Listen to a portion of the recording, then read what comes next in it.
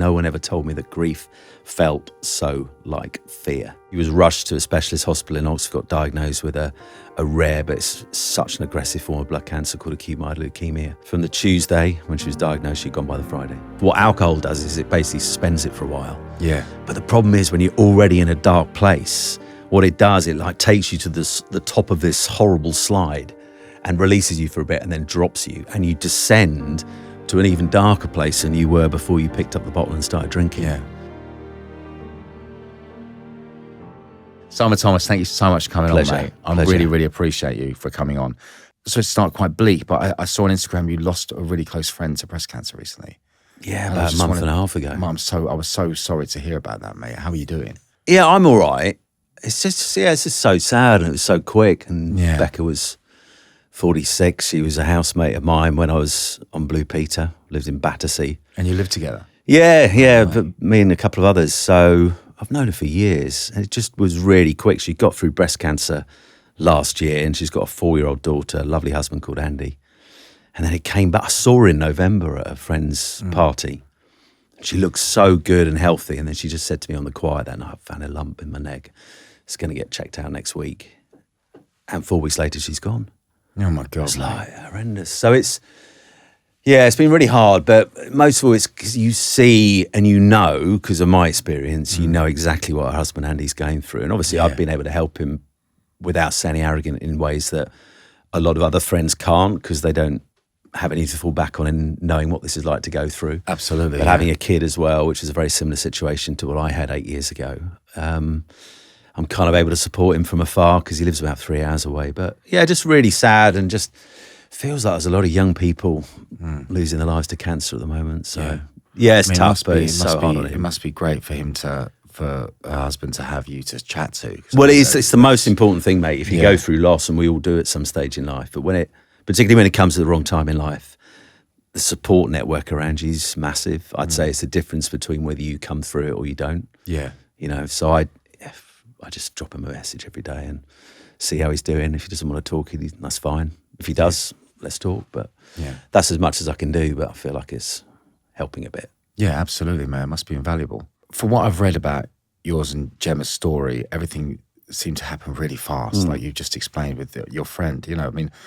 Can you share with the people watching and listening briefly what happened there and how that kind of came about? Yeah, it was 2017. So I'd been at Sky for about 12 years by this point. So I'd kind of worked my way up from Sky Sports News to the Football League, and I was in my second season presenting the Premier League. So I'd made it at Sky, kind of holy grail. I got to do the Premier League. So everything was kind of good, and we had an 8-year-old son called Ethan, and life was as good as it can be. Listen, life's never perfect, but it was good, and work was good. And we were happy as a family. And then really out of the blue in that kind of autumn of 2017, she starts feeling quite unwell and lots of headaches, and explained away by the doctors as it might be insomnia, or because she'd had that for years, it could be stress related and all those kind of things, but it just never went away. And cut a long story short, 3 trips to the doctors, and eventually she got so ill over this weekend in sort of mid-November that we took her to A&E. And she was diagnosed on the Monday night with blood cancer, but they didn't know which sort at this point. But, if someone just mentions the word cancer, it feels like all the foundations on which your life is built upon is beginning to kind of tremble. And then she was rushed to a specialist hospital in Oxford the next day, and she's got diagnosed with a rare, but it's such an aggressive form of blood cancer called acute myeloid leukemia. And she was at that point, and this is a Tuesday, given a 50-50 chance of getting through. So she's 40 at the time. I'm 44, and it just felt like life's closing in. But in a situation like that, it's that kind of glass half full, glass half empty kind of moment. And for us, it's, well, we're going to grab that the glass is half full. There's a 50% chance you'll get through this. Of course, you're going to grab that. Absolutely, yeah. But then it all just span out of control at the space of 2 days. And by Friday in November of 2017, I'm being told at 8:30 in the morning that she's fallen unconscious and will not wake up again, and that's it. So by that Friday evening, she's gone, totally out of the blue, and suddenly your world has utterly collapsed. Oh, in the blink of an how many eye. days is that? From the Tuesday when she was diagnosed, she'd gone by the Friday. Fuck yeah, mate. I can't imagine that. Yeah. I mean, that I can't like you don't even have time to absorb anything. No, and you no time to even talk through what ifs. Yeah, There's yeah. not the time for that. You're just getting through each day. You're listening to consultant. You're hanging on every little ounce of optimism that might come out of their mouth about what's going to happen next. You're not thinking, not at that point anyway, but what if this doesn't have a happy ending? What if she doesn't get through this? You can't think like that in the early stages. Those are the kind of conversations that people who've gone through long-term illness where there is a terminal diagnosis will have time to think about. Yeah. That is still incredibly hard, incredibly tough, but our feet didn't touch the ground for 3 days. It was just relentless treatment, chemotherapy twice a day, and then suddenly gone. So there's just no time for anything. Oh my God, mate. I mean, what was your headspace like at that period of time? I was just, a mess. You don't know whether you're coming or going. You definitely go into fight mode initially because you, as her husband and as Ethan, who was 8 at the time's dad, and then dealing, of course, with the huge worry in her family and obviously the worry in my family and friends, you've kind of got to be the rock in that situation. So I'd been struggling with my mental health for about 3 months before that. So I'd been off Sky for about a month with really bad anxiety and panic attacks that have made doing live football just utterly impossible for a time. And then suddenly this comes into play and you're thinking, well, how can I deal with this when I've just been living this out for the last month? But you just kind of went into fight mode. But then when she goes on the Friday, all I can describe it as is it's like a tsunami coming through your life. Just this huge wave of change just blows through everything. And for a few days, you're just dazed. You're just thinking, I don't know what's going on here. Yeah. I don't know, is this real? Has it actually happened? There's lots of things to suggest it has, but you're still in that denial. It's quite a common thing, the brain protecting you from the sheer gravity. That, when they talk about people going through denial when you've gone through loss, it's because the brain is trying to protect you, because if everything becomes true all at once, if the sheer gravity of change all comes to you at once, you can't deal with it. Yeah, It's yeah. almost like the brain protects you and easing you into the unthinkable. Yeah. Which is why for a while you don't truly believe it's happened, but then as time moves on, then you've got to grapple with the reality of life changing. I've read lots about the 5 stages of grief, which is kind of denial, anger, bargaining, depression, acceptance. Yeah. I mean, did you go through those? Yeah, all of them. The conversations around grief have changed massively. Yeah. There's so much stuff online, on Instagram now. Amazing people who are being very open and honest about grief. And there was one in particular famous book that was written, I felt has done a lot of damage, actually, when you look back on it, which it takes the stages you just talked about, but it maps them out as stages. So one follows the other, follows the other, follows the other.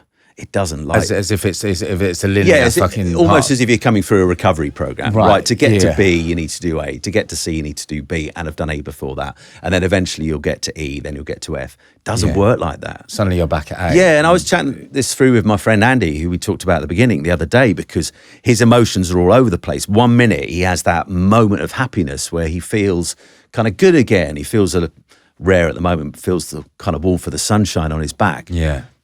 Next minute, he's flat out. Yeah. He's in tears. He's feeling pain. He's full of fear about the future.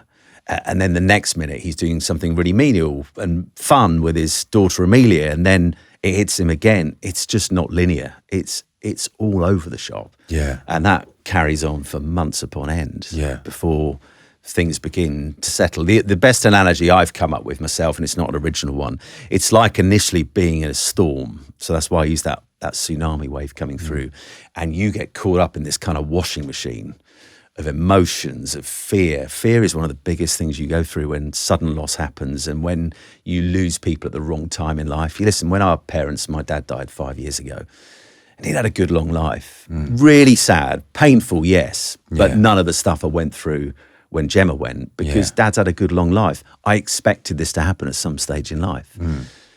What happened to her? never expected to happen then. Yeah. So you are in this storm for weeks upon weeks.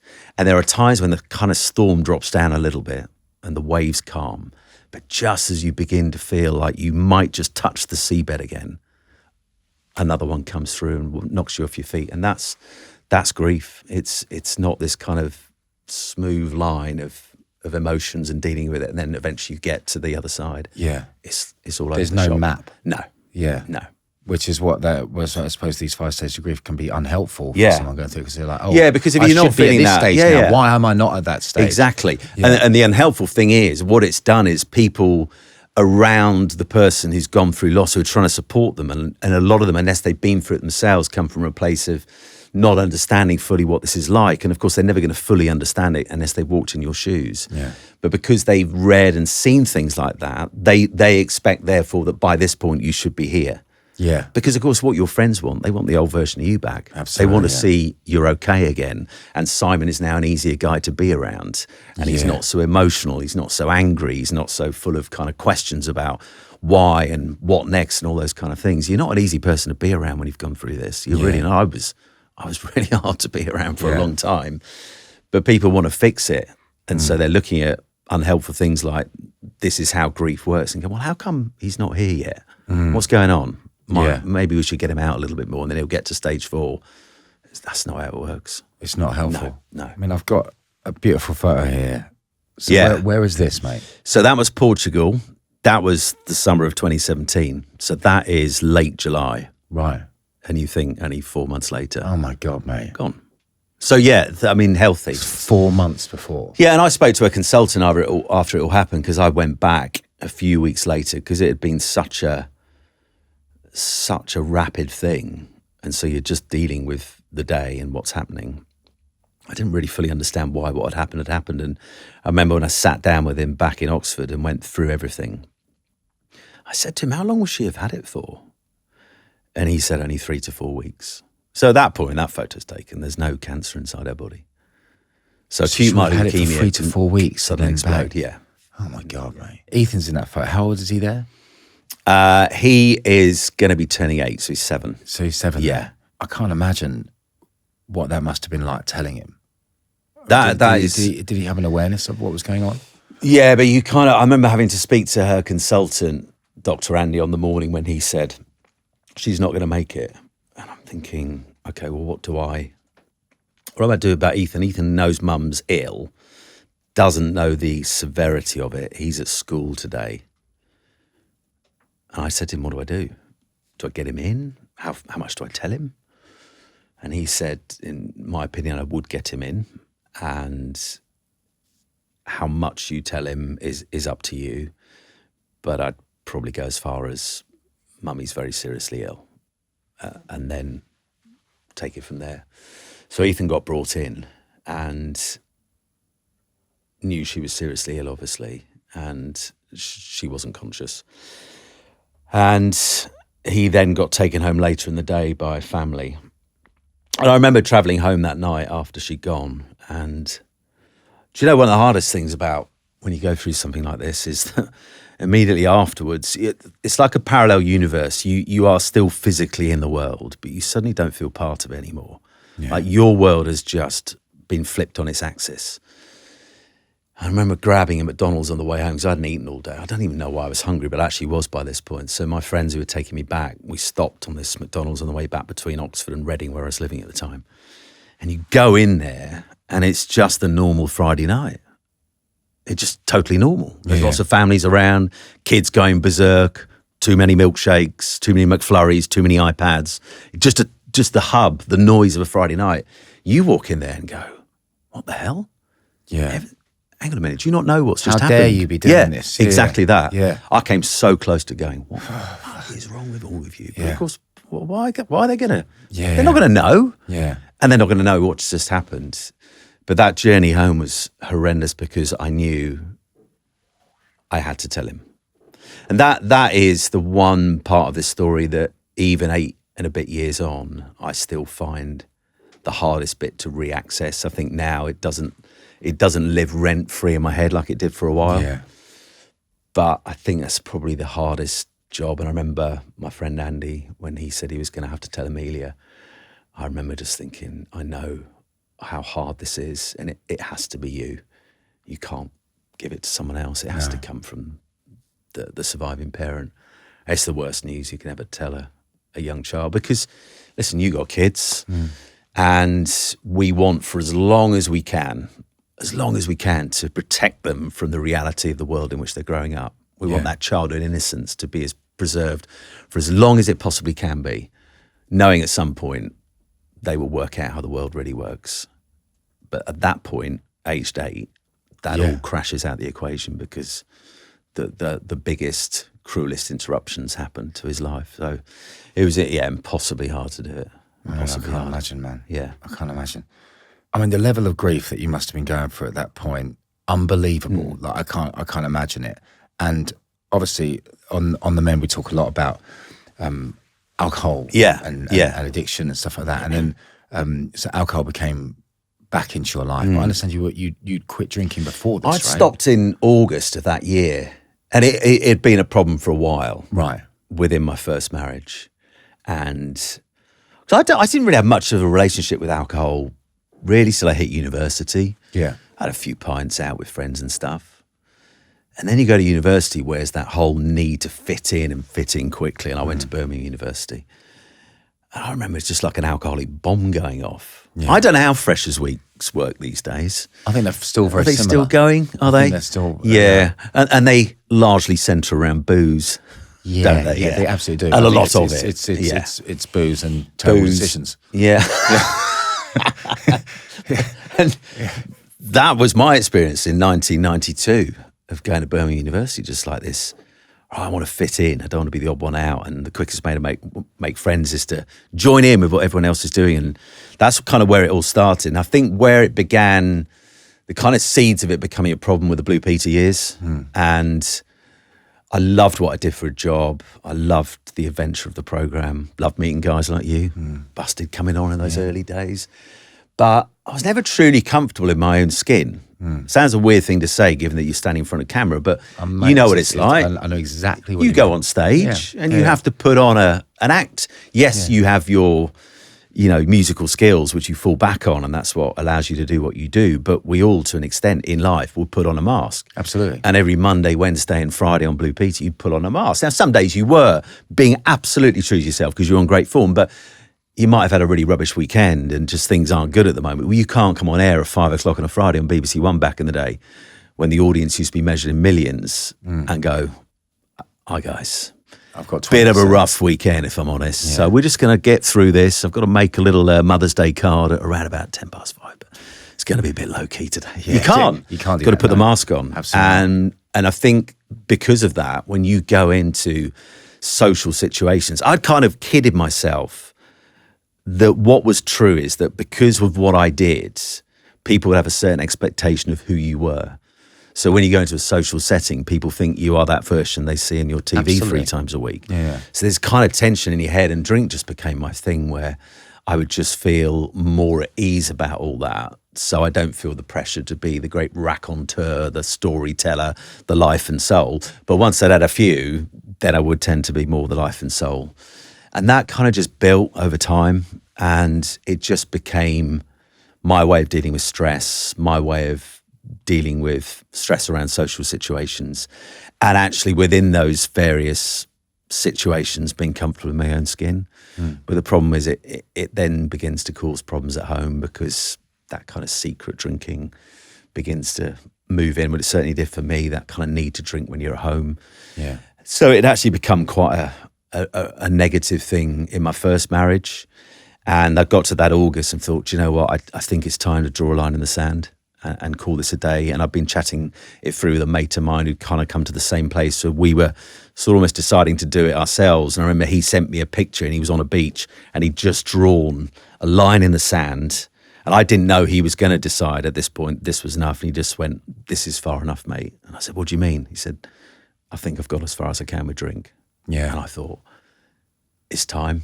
It's time for me to do it as well. So yeah, I haven't been that long, But he'd been off it for about 4 months when everything happens. Right.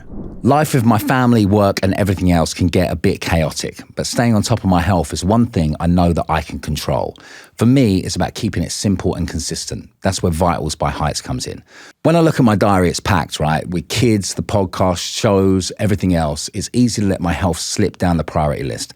But I've learned that staying consistent with the basics, like my daily health routine, keeps me going through the chaos. 2 small capsules each morning give me everything I need to stay energized, focused, and on top of my game. No complicated routines, no hassle. I need simplicity, and Vitals takes the guesswork out of maintaining my energy and performance. Whether heading for a full day's worth of On The Mend records or chasing after the kids, I know I've got the right fuel to keep up.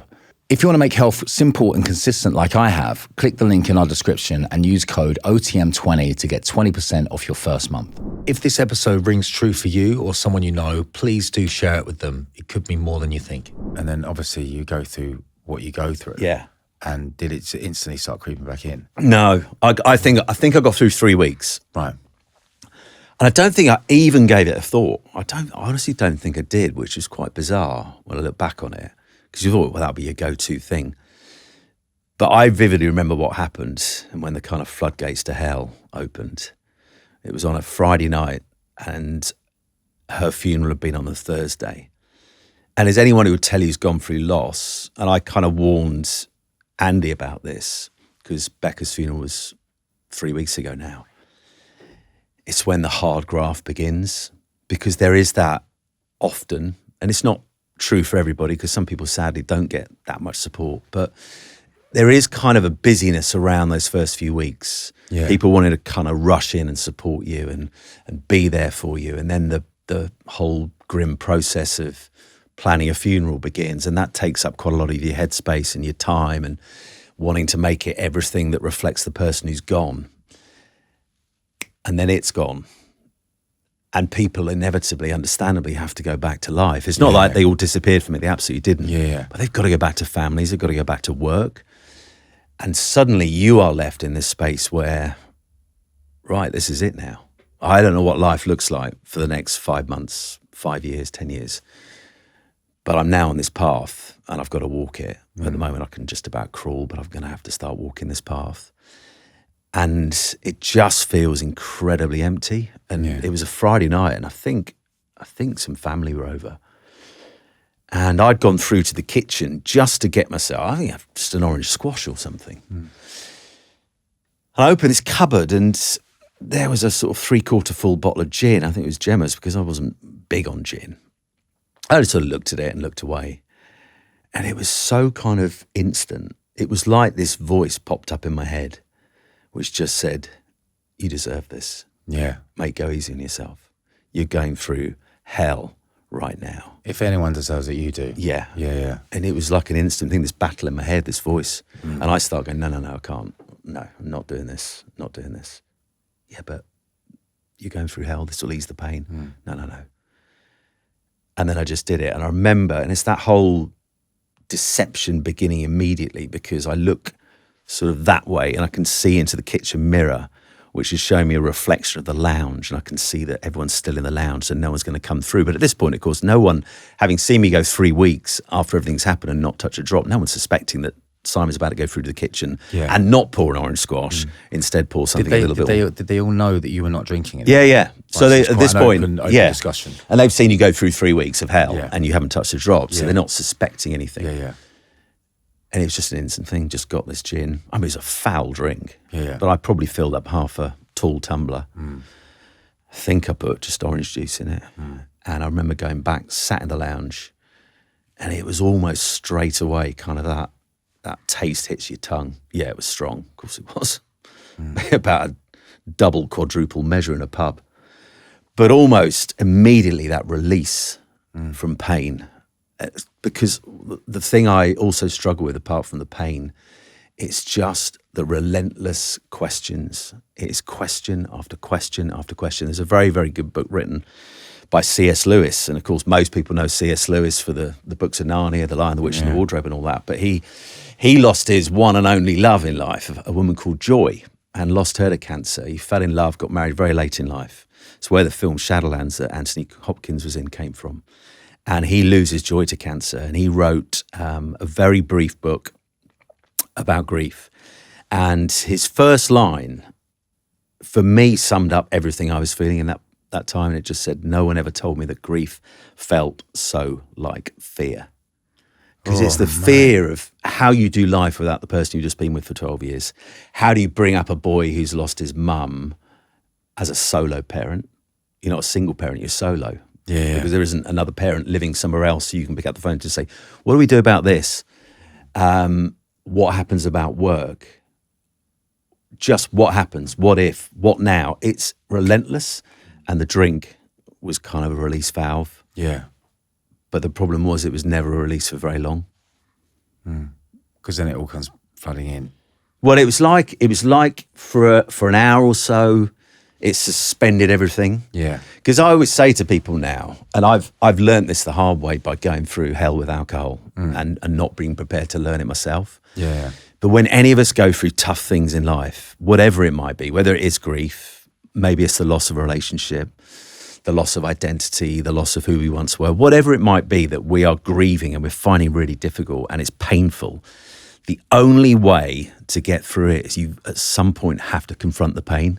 You've got to sit in it and feel it. It's horrible, but by feeling it and feeling that pain, like when you're training for a marathon or something, you're going to need to feel pain in order to be able to be that person who can complete it in a few weeks' time.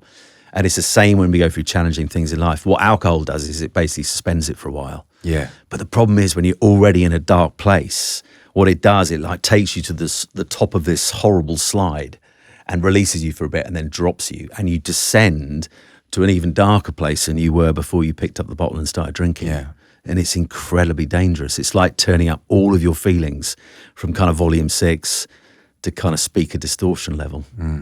It's the worst thing. Yeah, absolutely. I mean, it reminds me of that I think it's a Queens of the Stone Age song, and it's called "First It Giveth, Then It Taketh Away." Yeah, and it takes away big time. And it takes away big time. Yeah, You know, and it's kind of that. And you're right. It's that drop back down further than you were. It's hell, and it took me to hell. Yeah. Well, when I speak to alcoholics and addicts regularly, you know, I hear this incapability of dealing with feelings. You know, and you are in a stage where you're forced to deal with the most unbearable feelings, you know. So I mean, and it's like, and I suppose, were there people around? Did people see you drinking? Yeah. I mean, it got found out quite early on because my little my go-to secrecy was the old Diet Coke can. Right. So you'd sort of pour half of it down the sink and then top it up with vodka. Yeah. That was what I started doing. I remember going to spend, and do you know what? As I've got now beyond 4 years without drinking, I think letting go of shame's been really hard, and the people I hurt.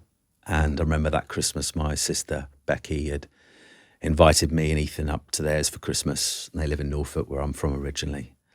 And it was like this battle, Matt, every day.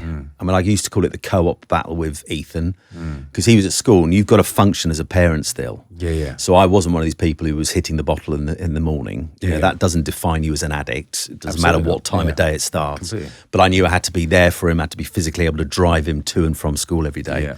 But the co-op moment was the drive to school at 10 to 3 to pick him up. Yeah, if I could get past the co-op, I didn't want him to suspect if we drove back and I stopped at the co-op, I was getting something that daddy shouldn't. So if we could get past the co-op, the problem was about 6 months later, I discovered that Deliveroo and Just Eat did the booze, and that was a killer. Yeah.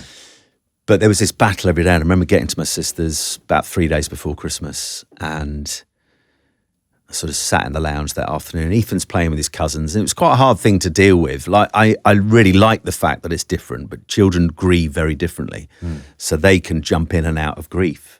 So you'd often see Ethan just enjoying himself with his cousins when we've gone up for Christmas like he would any other Christmas. This is weird. I'm sat here and I'm still in this messy place, and I've still got this myriad of questions about the future that just will not leave me alone. I'm being tormented. I remember sitting there that first afternoon, and I said to my sister, I'm just going to go for a walk. Now, again, no one suspected anything at this point, but I knew in my head straight away what I was going to do. Put my big overcoat on. I knew that it's always a co-op, but they did have a big co-op near their house. So I did go for a walk, but on the way back, in goes the big bottle of vodka. And I remember by about 7 or 8 o'clock that night, because you think no one's spotting it. Absolutely. You think you're being so sly. And my sister came up to me and said, that's not just Coke in that can. Oh, And it was a horrible moment because that's my sister, who I love a lot. And I felt like a child again. And it was just horrible, like being found out, like your mum and dad had caught you smoking or something. And it just ended up a battle over that Christmas to sneak another bottle in at some point, to somehow get it down. They'd cottoned onto the Diet Coke can trick, so that wasn't really working anymore. So you end up swigging it neat out of a bag every now and again. There's so much shame, Matt, around that when I look back on it. But I feel like now I've been liberated from all that. Absolutely. But for a while, that was a real battle. I'd think back to the times I'd hurt her, I'd hurt my family, I'd hurt, my wife, Doina, now, the ways in which I'd hurt her during the early stages of our relationship and marriage. Actually, the way I hurt Ethan, because he saw things I wish he'd never seen. He began to cotton on as the months went on. The reason my daddy would never let him have a sip of his Diet Coke in the evenings wasn't because it had caffeine in. Well, it was partly that. It's not great for your bedtime, Ethan. Yeah. But it's because Dad had something in there he shouldn't. Yeah. And I've left him with all those memories. And that's probably, in terms of my recovery from all of that period, has almost been harder than the letting go of the alcohol. It's been letting go of the shame. Yeah. And going, I can't change it. That happened. That was me. I wish it wasn't. But I can now try and be the best version of myself. I can still shape the future. What changed for you? How did you get through that? How did you manage to let go of that shame? Because I think I hear a lot of people talk to us about shame and feeling shame about those things. I think you have to get to a place of peace with it. It's just such an obvious thing to say, but none of us can change yesterday. Yeah, absolutely. We can't. Or last week or a month ago or 10 years ago. You can't. You absolutely can't change it. So you have to find a peace where you just go, look, I know things could have been different. I wish they could have been different. But I have to get to a place of peace where I just go, it's okay. It's there. It's in the past. It's behind me. And to stop looking in the rearview mirror. At some point, you've got to stop looking in the rearview mirror. And part of that is having that courage, having that humility and that grace to go and mend some of those broken relationships. Even if that person is never going to be as close to you again. Yeah. I would say there's one or two friendships after everything that happened in 2017 and the hurt I caused, particularly around the drinking. But actually the way I was as a whole, that angry, snappy guy who could suddenly bite someone's head off. Yeah. I know I hurt people during that period. But do you know what? If it can't be still close, again, that's okay. But part of the healing from that and the letting go of the shame is acknowledging it and going to that person and saying, look, I know I was an XYZ during that period. Yeah. And I'm sorry that I put you through what I put you through. I wish it was different, but I can't change it. Yeah. And hopefully they may forgive you, but even if they don't, that just acknowledging it with that person that you hurt, which is where a lot of the shame for me comes from, those people. Yeah. That's been massive. If I'd left it, you're kind of leaving an open sore. You can keep putting plasters on it, but eventually it's going to pop open again. It doesn't heal. Yeah. Like saying sorry and the act of forgiveness is the most powerful antidote, I think, to shame and hurt. I couldn't agree with you more. I mean, that's been transformative in my life. And some people that I didn't want to. Some people I mean, it's like I call it making amends to people, and they're kind of like, and some people I'm like, yeah, I'm good. I could make amends, but I also really judge them about their part in this. Yeah. But then I got told, look, this isn't about them. It's about you and your part in it, and you keeping your side of the street clean.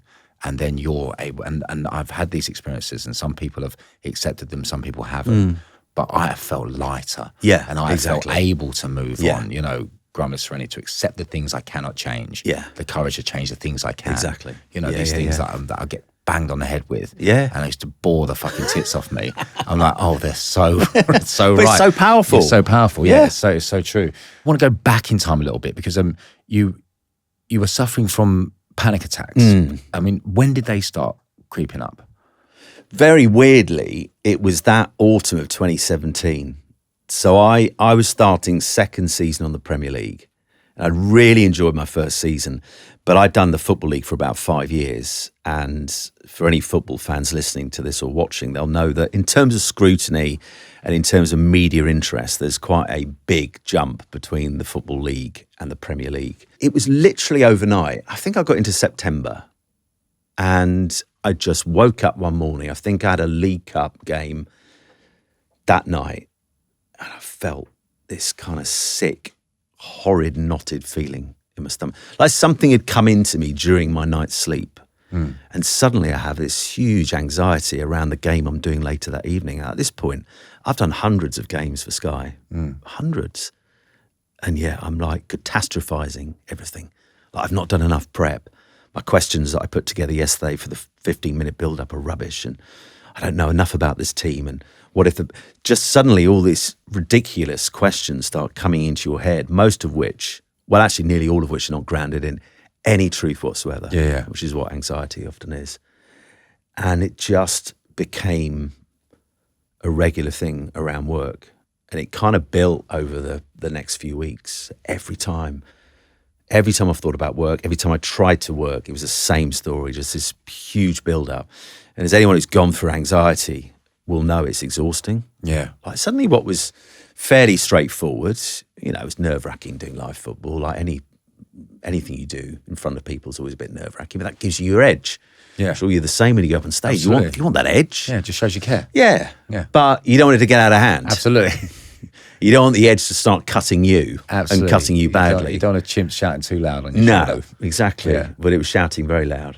And it started developing into a panic attack. So I remember one game where I knew it was getting really bad. I was going down to do a League Cup game in Swansea. And I got on the train, headed down to Wales. And the whole way there, I'm in and out of the loo all the time, which was unusual because I'm just so nervous. I'm needing the loo a lot. And I'm so kind of tense. And I'm repeating audibly things back to me to be the antithesis of the lies that are being told in my head. Tonight's going to be awful. You're going to mess up. And I'll be sat in my seat. Well, not that many passengers. It was quite a quiet train at that time of day, but there were people in the carriage looking at this nutter going, why does he go? I'm not. It's going to be okay. You can do this. I'm literally like pep talking myself for the 3 hours from central London down to Wales. Oh my God. And then the panic attack started coming about a week later. And I just remember this awful game where it kind of came to a head. It was Man United against Tottenham Hotspur at Old Trafford. And I was in a really, really, really bad place, like horrendous. Hadn't slept the night before in the hotel in Manchester. Got up, felt horrendous, not just because I hadn't slept, just full of this sort of unbearable anxiety. I don't want to talk to anyone. I don't want to be around anyone. I remember sitting in the outside broadcast truck where you'd have your production meeting and Jack, my producer, is going through this hour-long build-up. And it's quite complicated. There's lots of stuff in there. There's various graphics you've got to remember to point the guest towards, their record when they go behind in games and all this kind. It's just all noise, but I'm not hearing anything. It's like just background noise. It's like an out-of-body experience. Anxiety. Yeah, it's like an out-of-body experience. I'm kind of here, but I'm not. And then you're going across to the stadium, going up to the studio. And I remember about 20 minutes before I went on air, and I'm sat there. My guest was Graham Souness and Jamie Redknapp. And I can just feel like I'm sweating, and I can just feel this panic welling up. So I just said to the floor manager, I just need to go to the loo. And the studio is adjacent to one of the bar areas, the nice bar areas at Old Trafford. So you come out into this load of people. So I just sort of scooted across, try not to make eye contact with anyone, get stopped. Found that the disabled loo was free, which normally obviously I'd say wouldn't recommend. It's not for people like me. But on that occasion, I needed to be somewhere alone. Didn't want to be around people. And just sobbed. Just like awful. I cannot do this. I'm looking at my watch going, I'm on air in 15 minutes.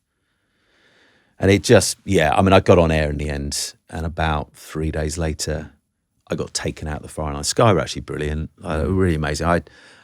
I feared the reaction would be kind of, well, give me a couple of days and then get him back, he'd be fine. But actually they were brilliant, and they were like, straight away, we just need to get him out of the firing line. Do you know what I think had happened, Matt, is that without realising it, every time you do what you do, whether you know it or you don't, you will get a hit of adrenaline. And that helps you be what you are as you perform. And I need that when I do Soccer Saturday every Saturday. I need that hit of adrenaline. Yeah. Because if I don't have it, then that sharpness that we talked about isn't there. Yeah. The problem is if you are unaware of the kind of stresses around you, then you don't deal with them. So in that first season, there was a lot of stress, that kind of scrutiny on you. There used to be a meeting every Monday, and on the Football League, we were never discussed in terms of our studio chats, where the discussions I had with the guests, both pre and after the match, were discussed ad nauseum, and they didn't like that question. You suddenly felt this huge pressure. Yeah. And you think it's just a game of football. It's 22 guys kicking a ball around for 90 minutes. Yeah. But this is like life or death. And I don't think I was aware of the impact it was having on me. And I think really the only analogy I've ever come up with that kind of explains it, if this glass is my head, I think as that first season went through and all the pressures were kind of knocking on my head the whole way through, and I'm not really aware of what they're doing, this kind of glass was filling up. Absolutely. And I get to that moment in September, and without me even realising, the glass just starts to overflow. Yeah. And that's where everything starts to spiral out of control to a point where a few weeks later, you can't even do the job you love doing anymore. Yeah. And you're thinking, actually, will I ever get to do it again? Mate, do you suffer with panic at all now? I don't now. I did the first season on Soccer Saturday. So I'd been away from work. So after Gemma died, I decided, and listen, we had life insurance for both of us, and it from a financial point of view, it was a game changer. It gave me that freedom to go, okay, I don't need to be in the world of football right now. I want to look after Ethan. I want to be there for him as much as I can. So I had that financial freedom. But I'd been away from kind of regular work for about 5 or 6 years. And I'd done bits and bobs for Amazon Prime Video, done some Premier League games for them, done bits and bobs for the BBC, but hadn't done regular work. And then this job gets offered. Well, it didn't get offered to me. The chance to apply for it gets offered to me. Jeff Stelling's leaving. He's only done the show for 25 years. And you get a call saying, we'd love you to apply for it. And I'm thinking, can't really say no. But my goodness me, who wants to follow him? And to cut a long story short, over that summer I interviewed for it twice and I got the job. But that first season, my goodness me, every single Saturday, it was a wrestle with anxiety. Yeah, probably not the panic attacks, because it fueled everything again. Yeah. Imposter syndrome on steroids. Yeah. You are not him. You are never going to be Jeff Stelling. There is going to be a lot of people out there going, it's rubbish now absolutely. that Jeff's not it. I know that people still write that. And even if you put into action what I did, which was don't look at social media again, you know there's noise out there. And you know, because it's such a complicated show, it's bonkers. We're on air for 6 hours every Saturday. We cover 60 plus games every Saturday. Oh, God. You are going to make mistakes. You are going to have to learn on the job. Never done this show before, filled in twice, but a much shorter show. Yeah. And suddenly, in you go. You've not done regular TV for 5 or 6 years. And you take on a 6-hour live show. Terrifying. And a legend has presented it for 25 years. If anything was going to refuel Absolutely, the anxiety fire, this was it. And the imposter syndrome was massive. And it was a real struggle. It was exhausting at times. I remember ahead of my first 6-hour show, I did a shorter one the week before, but when the Premier League returned, I remember being in my lounge on the Saturday morning, and my wife Doreena's sister Doina was over, and she's a trained psychologist, and I was having to sit in the garden with her and talk everything through about how I could somehow do this, because I was a mess. I was in tears, going, I can't do this. What have I done? I've taken on this impossible job. I don't even know if I can do 6 hours straight without a break, apart from running to the loo in the ad breaks. I don't think I can keep across 65 games all at once. Yeah. I can't do this. But somehow I did. But I'd say for that first season, it was a battle. And I knew that I was in a bad headspace with it. And I'm not now. I love it. Absolutely love it. But I knew you kind of had to go through the fire, get refined, get good at it, get competent, get your confidence. You got to go through that fire. And did you know that at the time, like when you were going through it, did you go, I've just got to get through this? Yeah, I did, because I thought this is such an amazing opportunity. I can really see how once I get to that place, this is going to be a lot of fun. Yeah. But I'd say the big difference is that first season, when I get home on a Saturday night around about 7 o'clock, my thought process is, 7 more sleeps till I have to do that again. And I'm literally counting them down every week, 5, 4. And the first summer off, because your reward at the end of 10 months of a season, because you go full on through the 10 months, you get June and July off. It's nice. But that first summer, literally like 6 weeks to go. 6 weeks ago. 5 weeks to go. 4. Better start doing a little bit of pre-season prep I'm laughing too. because I can relate to this so hard with certain facets It's like when you of get to my the life. second week of a 2-week holiday. Absolutely, yeah. Your mind goes countdown mode. 4 nights sleep left. 4 nice meals mate. left. And yeah, so I worked through that and say the big difference is now I get to the end of a Saturday and yes, I'm delighted I take Sundays and Mondays off and then prep from a Tuesday onwards for the show. But I realised everything had changed where I'm thinking, I'm actually looking forward to next week. Yeah, I'm not rush it on, don't wish your time away. But now I look forward to it. First season, I'm like 7 nights Counting sleep. down. Yeah. That's the big change. But you have to go through it. That's a fucking massive change. Yeah. How Huge. what a relief. I know. Well, Yeah, what a relief. I mean, not a job you want to do if you don't enjoy it. Absolutely Here we go, not. 6 hours, strap Yeah. yourselves in. Good luck. I mean, I want to look onto the moving on with life. Yeah. part, right. Because obviously you've married Doina, right? Yeah. And you've got 2 more lovely kids. I mean, how old are your kids? Well, I'm spectrum parenting. So What does that mean? Ethan's now 16. Age 16. In terms the spectrum parenting in terms of ages. Okay. Ethan's here, year 11, GCSEs this summer. Yep. Talitha's here, Right. will be 4 in October, so she's 3.5. Okay. And Theo is here, who will be 2 in a couple of months' time. Oh, mate. Wow. That is Yeah. quite a spectrum of parenting. It's full on. Yeah. So what role would you say Doina played in your recovery from all of this? Massive. Massive. Yeah. I mean, just bringing joy back into life. Yeah. Because there is a point at which you don't think joy fully will come back into life again. Yeah. I kind of described it as when everything happened, it's like your life is a painting rich in colour and imperfections as well, because no family set up, no relationship is perfect. Yeah. And then this happens, it's almost like all the colour gets sucked out and you think, I don't think life's ever going to be colourful again. I had this moment where I just thought, my job now, and I'd say it to people, it's just I'll get Ethan through school, university, and then my kind of job's done. That was as big an expectation of life I had. It was about him, getting him through it, nothing about me. Yeah. And You didn't expect anything. No, and I kind of fed myself this lie that everything now was going to be second best. It was never going to be as good again. Yeah. And I think I learned to realise over time is that, of course, life will never be the same again because you're unique. Yeah. Everyone in this room now, the camera guys, we're all unique. We're one-offs, whether we like it or not. We are. Yeah. There's no one like us. Might be people similar, but there's no one like us. We're unique. So it can't be the same again. But I got to this point of thinking, but is that what I want for the rest of my life? I'm 44. Yeah. Hopefully I've got a good few years left on this planet. That can't be it. Actually, that's not honouring her. It's definitely not honouring me. It's not honouring Ethan. And it was almost like it became this pursuit of joy and happiness again, that I've got to make my life count. I want to still enjoy life. Yeah. I want it to be rich. I want it to be colourful again. And Doreen's been the biggest part of that. Totally took me by surprise. I didn't think I'd probably be someone anyone could love again because I was a bit of a wreck. And I wasn't sure that I would ever love someone again and be in that situation. I'm thinking, actually, I want to spend the rest of my life with this person. I want to do life with this person. But she was amazing and understanding. But, it has been hard at times for us both, but particularly for her, because I think there's something incredibly selfless about the fact that there was no choice in this. Relationships often come to an end because there's been a choice. Yeah. This doesn't work anymore. It's Yeah. not making us happy anymore. Or someone's chosen to walk in a different direction. There's been Yeah. a choice. There was never a choice in this. Yeah. It happened.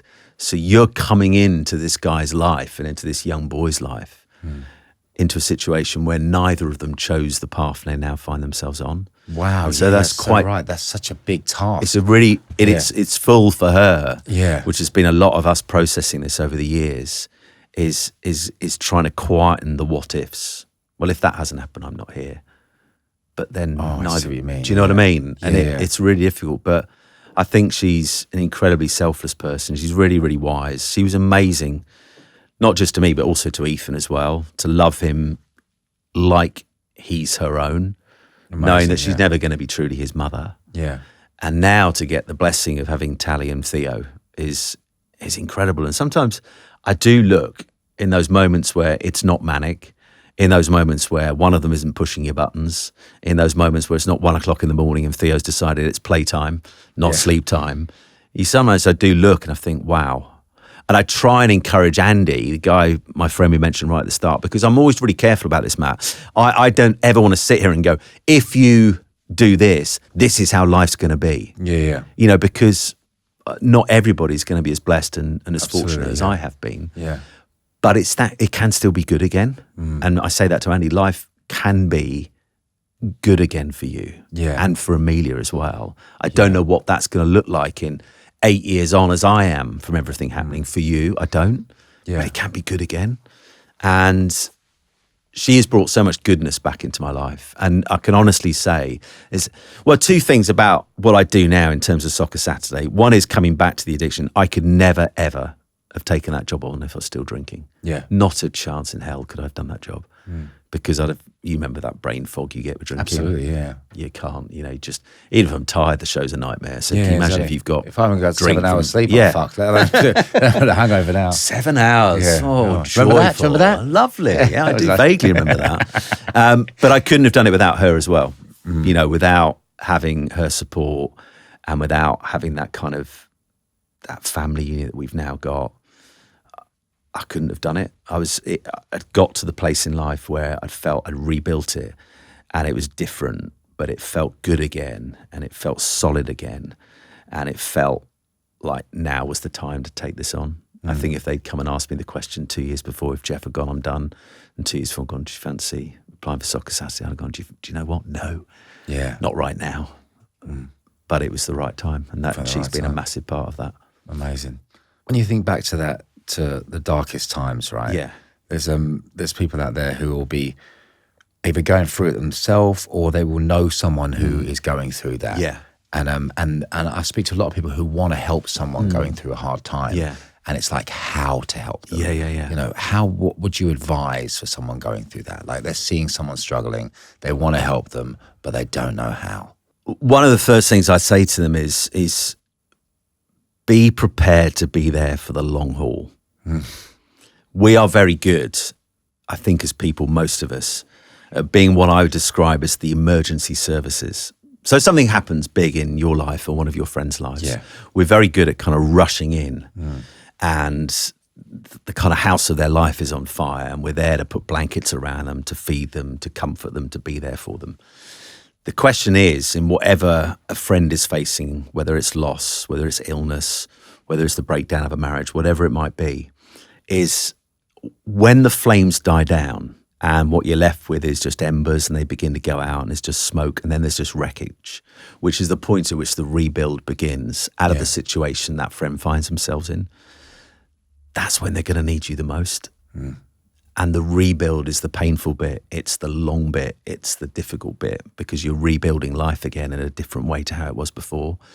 And so I say to people, if you say, oh, I'll be here for you or we'll always be here for you, just check in on what those words are saying because they will be very much absorbed by the person hearing them. If you're putting it in a car, just anytime you need anything, we'll always be here. And then 6 months on, they're not. That can be quite hard for that person. So I'd say back up what you're offering to give that person and be prepared for the long haul. We want quick fixes in life, Matt. We live in a society where everything happens like that. Yeah. But we as people don't fix quickly. It takes time and it takes investment. And so I'd say to people, prepared for the long haul. The most important people in terms of my journey beyond what happened 8 years ago were the stayers, as I called them. They were the ones who would still check in regularly. They'd still come and see you. They'd still spend time with you. They'd invest in you. They'd ask how you were doing 2-3 years on, not 2 or 3 months on. And they were key people. The other thing I'd say is just keep reaching out in the expectation of getting nothing back. Yeah. So I text Andy, my mate, most days. And I always say, how you doing? How's today been? How you feeling? And sometimes I get a reply, sometimes I don't. And what I'd say to people is too often in life, because we don't get that reply back, we think the person doesn't want to receive what we've said to them. It may just be And particularly what he's going through now, he's trying to make sense of everything. How's life going to look? He's in that place that I was, where he's every day dealing with a myriad of questions about the future. Am I going to stay living in this house? Can I live in this house long term without her? If we don't, where do we go? What's that going to look like for my daughter? Relentless. So sometimes he doesn't reply. So when that friend doesn't necessarily reach back to you, keep reaching out.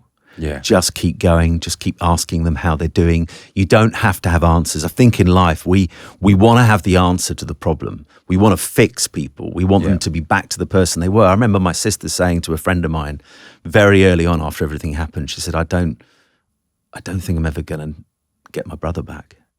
I don't think I'm going to see that version of him again. Wow. Yeah. And she has got him back. And I am still the silly uncle to my nieces and nephews, the ones who sends them silly videos with a WhatsApp face filter on and a stupid voice. I am that person. Yeah, I'm different. Of course I am. Yeah. But I'm still that person. And, you know, it's really important. Just keep checking in, keep asking.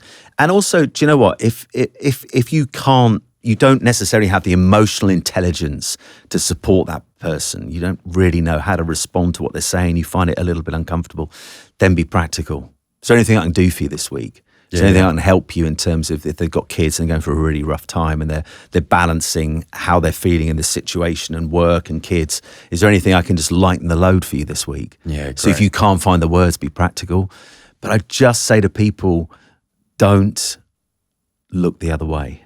Yeah. Because I think the difficult thing is when really tough things happen to people, it's a reminder to the people around them that bad things can happen in life. And sometimes that's a difficult person to be around because it's like holding up a mirror. Absolutely, yeah. It's like, flip, this kind of thing does happen. It's just happened to my friend. Actually, if I look over this way, it kind of pretending it hasn't happened, as my counsellor said to me, which was an amazing piece of wisdom in terms of why some people can't stay with you long-term supporting you, is because you represent pain. You represent the unthinkable. Yeah. They've got families that they can't even begin to imagine what this is like. Yeah. He said it's like trying to look at the sun. You can look at it for a little bit and then it becomes too painful. People can look at your situation for a little bit, but then they have to look away. Yeah. And I would encourage people, however painful it is for you to look at it, however uncomfortable it is, imagine how much more uncomfortable it is for them. Don't look the other way.